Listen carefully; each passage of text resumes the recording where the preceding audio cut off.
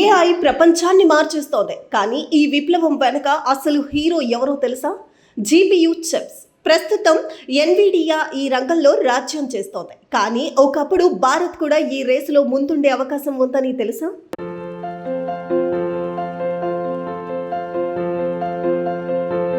కృత్రిమ మీద అత్యంత వేగంగా పనిచేయాలంటే జీపీయూలు కీలకం. ప్రస్తుతం అమెరికా కంపెనీ ఎన్విడియా ఈ రంగంలో అగ్రస్థానంలో ఉంది. అయితే భారత్ ఈ ప్రాధాన్యతను చాలా ముందుగానే గుర్తించింది. 1976లోనే కేంద్ర ప్రభుత్వం చండీగఢ్ లో సెమీ కండక్టర్ ల్యాబ్ ను స్థాపించింది. 1984లో అమెరికా కంపెనీతో ఒప్పందం చేసుకుని చిప్ తయారీ ప్రారంభించింది. అయితే 1989 ఫిబ్రవరి 7న భారీ అగ్ని ప్రమాదం జరిగింది. అత్యంత ఖరీదైన పరికరాలు, కీలక టెక్నాలజీ పూర్తిగా నాశనమయ్యాయి. ఈ ప్రమాదంతో భారత సెమీ కండక్టర్ రంగంలో దాదాపు 2 దశాబ్దాలు వెనుకబడిందని నిపుణులు చెబుతున్నారు. ఆ ప్రమాదం జరగకపోయి ఉంటే నేడు ఏఐ రంగంలో భారత్ మరింత ముందుండేదని అభిప్రాయాలు ఉన్నాయి. సెమీ కండక్టర్ అంటే సిలికాన్ తో తయారయ్యే విద్యుత్ ను నియంత్రించే పదార్థం. మన ఫోన్లు, కంప్యూటర్లు, ఏఐ చిప్స్ అన్నిటికీ ఇదే గుండె.